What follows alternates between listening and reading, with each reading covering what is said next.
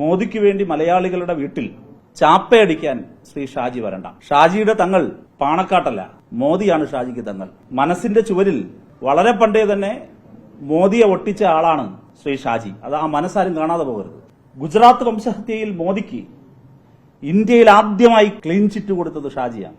മലയാളിയുടെ ആത്മാഭിമാനത്തിന് വേണ്ടി നടത്തിക്കൊണ്ടിരുന്ന ഫൈറ്റിൽ ഏകപക്ഷീയമായി ഇപ്പോൾ UDF സർക്കാർ കീഴടങ്ങാൻ പോകുന്നുവെന്നാണ് മന്ത്രി ശ്രീ ഷാജി പ്രഖ്യാപിച്ചിരിക്കുന്നത്. ഷാജിയോട് പറയാനുള്ളത്, മോദിക്ക് വേണ്ടി മലയാളികളുടെ വീട്ടിൽ ചാപ്പയടിക്കാൻ ശ്രീ ഷാജി വരണ്ട. ഷാജി വേറിട്ടൊരാളാണ്. ഷാജിയുടെ തങ്ങൾ പാണക്കാട്ടല്ല, മോദിയാണ് ഷാജിക്ക് തങ്ങൾ. മനസ്സിന്റെ ചുവരിൽ വളരെ പണ്ടേ തന്നെ മോദിയെ ഒട്ടിച്ച ആളാണ് ശ്രീ ഷാജി. അത് ആ മനസ്സാരും കാണാതെ പോകരുത്. യാ സയ്യിദ് അറ്റ് പാണക്കാടല്ല, യാ മോദി അറ്റ് നാഗപ്പൂറാണ് ഷാജിയുടെ മന്ത്രം. ഇത് പണ്ടേ ഷാജി പറഞ്ഞിട്ടുണ്ട്. 2013 മാർച്ച് 6 കടബന്തൂരിൽ നടത്തിയൊരു പ്രസംഗമുണ്ട് ശ്രീ ഷാജി.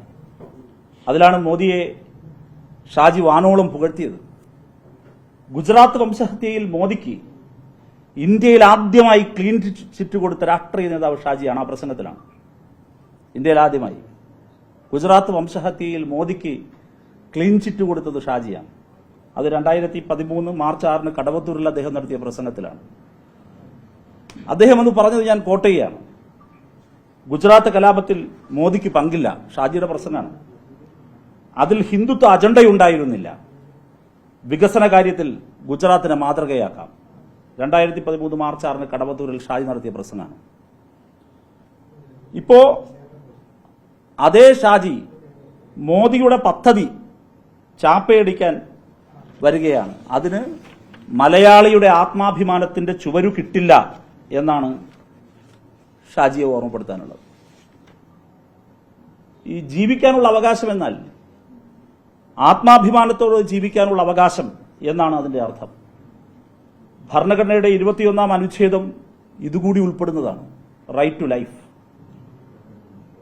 അല്പം മുമ്പ് ഷാജിയുടെ വാർത്താ സമ്മേളനം ഞാൻ കണ്ടു. അതിൽ അദ്ദേഹം പറയുകയാണ് വളരെ തന്ത്രപൂർവ്വം, ഞാൻ മോദിയുടെ പടം എവിടെയെങ്കിലും വെക്കുമെന്ന് പറഞ്ഞു. മോദിയുടെ പടമല്ല വെക്കുന്നത്, മറിച്ച് ബ്രാൻഡിംഗ് ആണ്. എന്നിട്ട് അദ്ദേഹത്തിന്റെ ഐപാഡിൽ അതെടുത്ത് കാണിക്കുകയാണ്. ബ്രാൻഡിംഗ് എന്ന് പറഞ്ഞാൽ എന്താണ് എന്ന് കാണിക്കുകയാണ്. സൗജന്യം കിട്ടിയ വീട്ടിൽ കിടക്കുന്നവനാണ് ഈ പറയുന്ന ഷാജി. പ്രശ്നത്തെ ഗോൾ പോസ്റ്റ് മാറ്റി വെക്കേണ്ട. മോദി പറഞ്ഞ ചാപ്പയിൽ മോദിയുടെ പടമുണ്ടോ ഇല്ലയോ എന്നുള്ളത് മാത്രമല്ല പ്രശ്നം. മോദി കൊടുത്തുവിട്ടിരിക്കുന്ന ചാപ്പയിൽ മനുഷ്യന്റെ ആത്മാഭിമാനം കളങ്കപ്പെടും എന്നുള്ളതാണ് പ്രധാന പ്രശ്നം. അത് കാണാതെ പോലും ഞങ്ങൾ എതിർത്തത് അതിന്റെ ഗ്രൗണ്ടിലാണ്. അത് ഭരണഘടനയുടെ 21ാം അനുച്ഛേദത്തിന്റെ ലംഘനമല്ലേ? എന്താ ലീഗിന്റെ അഭിപ്രായം? എന്താ കോൺഗ്രസിന്റെ അഭിപ്രായം? സൗജന്യം കിട്ടിയ വീട്ടിൽ കിടക്കുന്നവനാണ് എന്ന ബോധം ഒരു മനുഷ്യനിൽ ഉണ്ടാകാൻ പാടില്ല, മലയാളിക്ക് ഉണ്ടാകാൻ പാടില്ല. അത് മനുഷ്യന്റെ ആത്മാഭിമാനത്തെ മുറിപ്പെടുത്തും. എന്തേ അത് മനസ്സിലാക്കാൻ ഷാജി കഴിയാത്തെ? ഷാജി ഇന്ന് വാർത്താ സമ്മേളനം നടത്തിയപ്പോൾ പറഞ്ഞല്ലോ, ഞാൻ വേറൊന്നും ചെയ്തില്ല, ഈ മോദിയുടെ പടമൊന്നുമില്ല എന്നാണല്ലോ പറഞ്ഞത്. മോദിയുടെ പടം വേണ്ട, മോദിയുടെ പടത്തിന്റെ കാര്യം മാത്രമാണ്. ഇപ്പൊ നിങ്ങളുടെ കൂട്ടത്തിലൊരു മാധ്യമപ്രവർത്തകൻ അനൂപ് ദാസ്, അദ്ദേഹത്തിന്റെ യാത്ര, ഉത്തരേന്ത്യൻ യാത്രയിൽ ഡയറിയിൽ അദ്ദേഹം നടത്തിയ ഒരു സ്റ്റോറി നിങ്ങളുടെ ഒരു ചാനൽ പ്രക്ഷേപണം ചെയ്തതാണ്.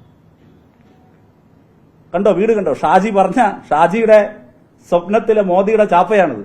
കണ്ടോ? ഒരു വീടിന്റെ പുറത്ത് ഇരുന്നില്ല. അതേ അടുത്ത് അതിൽ തന്നെ കാണാം. ആ റിപ്പോർട്ട് ചെയ്യുന്നുണ്ട്. ഷാജിയുടെ സ്വപ്നത്തിലെ വീടാണ്. കണ്ടോ? ഏത് ചാപ്പ? ഇതുപോലെ സ്ഥിരം ബോർഡ് വെക്കാനാ. എന്നിട്ട് ഒരു ഉളുപ്പുമില്ലാതെ ഇന്ന് രാവിലെ ശ്രീ ഷാജി പറയാണ്, ഞാൻ മോദിയുടെ പടം വെക്കാൻ പറഞ്ഞില്ലല്ലോ എന്നാണ്. ഇങ്ങനെ അടിച്ചു വെക്കാനാ, ഇങ്ങനെ പെർമനന്റ് ആയ ബോർഡ് വെക്കാനാ ഷാജി പറഞ്ഞത് മോദി? PMAY അർബൻ 2ാം ഘട്ടം എത്തിയപ്പോ കേരളത്തിലെ ഗവൺമെന്റ് എന്താ പറഞ്ഞത്? ഇങ്ങനെ സ്ഥിരം ബോർഡ് വെച്ച് ചാപ്പയടിക്കാൻ മലയാളിയുടെ വീട് കിട്ടില്ല. ഇതാണ് തർക്കം. നിങ്ങൾ ആലോചിച്ച് നോക്കൂ. നമ്മുടെ വീട്ടിൽ ഇങ്ങനെ അടിച്ചു വെച്ചാൽ എങ്ങനെ ഇരിക്കും?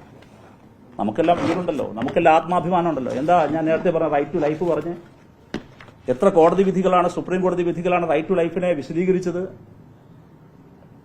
ഇന്ന് രാവിലെ നടത്തിയ അദ്ദേഹത്തിന്റെ വാർത്താ സമ്മേളനത്തിൽ പോലും മനുഷ്യന്റെ ആത്മാഭിമാനത്തെക്കുറിച്ചുള്ള ഒരാശങ്കയും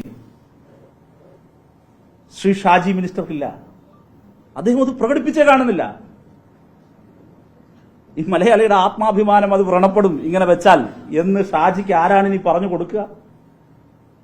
ഇപ്പോൾ നമ്മളെല്ലാവരും ലോൺ എടുത്ത് വീട് വയ്ക്കുന്നവരാണല്ലോ. ആ ബാങ്ക് പറയാണ്, ഞാൻ കടന്നുകൊണ്ടാണ് നിനക്ക് വീട് വയ്ക്കാൻ പറ്റിയത്, നിന്റെ വീടിന്റെ ചുവരിൽ ഒരു സ്ഥിരം എന്റെ ലോഗോ വെക്കണം, ഒരു ബോർഡ് വെക്കണം എന്ന് പറഞ്ഞാൽ നമുക്കാർക്ക് പറ്റും? അത് സാധിക്കും?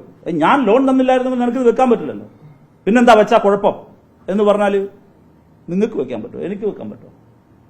നമ്മുടെ ആത്മാഭിമാനത്തെ എങ്ങനെയാ ബാധിക്കുക?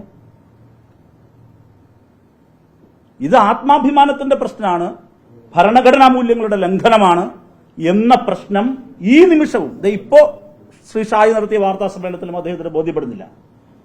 ലീഗിന് ഈ നിലപാട് തന്നെയാണോ എന്ന് ബഹുമാനപ്പെട്ട കുഞ്ഞാലിക്കുട്ടി സാഹിബും ബഹുമാനപ്പെട്ട തങ്ങളും വ്യക്തമാക്കണം. ഇത് വേറൊരു പ്രശ്നം കൂടിയുണ്ട്.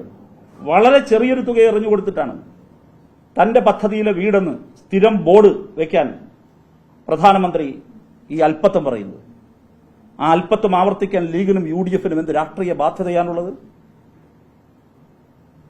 വീടില്ലാത്തവർക്ക് വീട് വെക്കാൻ സഹായം ചെയ്യേണ്ടത് ഒരു സർക്കാരിന്റെ ഭരണഘടനാപരമായ ബാധ്യതയാണ്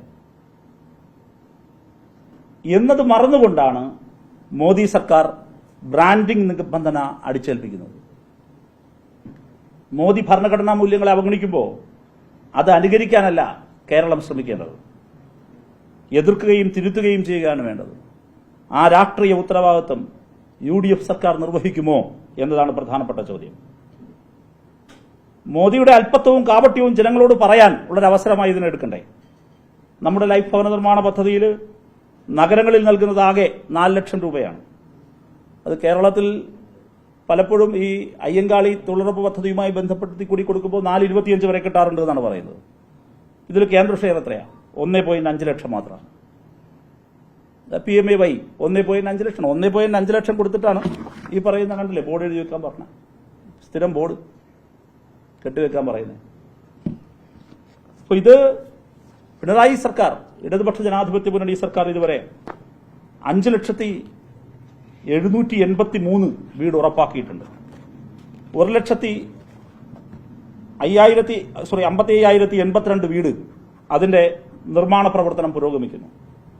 ഒരെണ്ണത്തിൽ പോലും ലൈഫ് പദ്ധതിയുടെ ഒരു അടയാളം പോലും പതിപ്പിക്കാൻ ആവശ്യപ്പെട്ടിട്ടില്ല. കേന്ദ്രത്തോട് മലയാളിയുടെ ആത്മാഭിമാനം കാക്കാൻ LDF സർക്കാർ പൊരുതി. ലോഗോ ബ്രാൻഡ് ചെയ്യാത്തതിനാൽ PMAY 2-ൽ നമുക്ക് പണം ലഭിക്കാതെ വന്നപ്പോഴും നമ്മളതിനു മുമ്പിൽ കീഴടങ്ങിയില്ല. LDF സർക്കാർ മലയാളിയുടെ ആത്മാഭിമാനത്തിന് കാവൽ നിന്നു. UDF സർക്കാർ മലയാളിയുടെ ആത്മാഭിമാനത്തെ മോദിയുടെ അല്പത്വത്തിന് മുന്നിൽ പണയം വെക്കുകയാണ് ചെയ്യുന്നത്. ഇത് തിരുത്തണം. ഇത് സംബന്ധിച്ച് ഗവൺമെന്റിന്റെ പൊതുനിലപാട് ഇത് തന്നെയാണോ എന്ന് മുഖ്യമന്ത്രി വ്യക്തമാക്കണം.